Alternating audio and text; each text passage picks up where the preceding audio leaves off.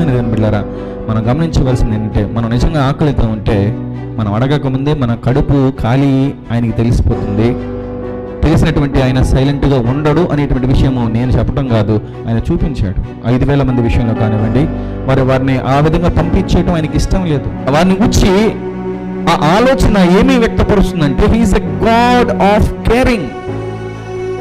ఆయన ఎంతో కేరింగ్ ఉన్నటువంటి దేవుడు అనేటువంటిది ఆయన తెలియపరుచుకోవటమే కాదు, వారి పట్ల కంపాషన్, కనికరమ కలిగినటువంటి వాడుగా ఉన్నాడు అనేటువంటిది కూడా అక్కడ మనం గుర్తించవలసిన వారమైనాం.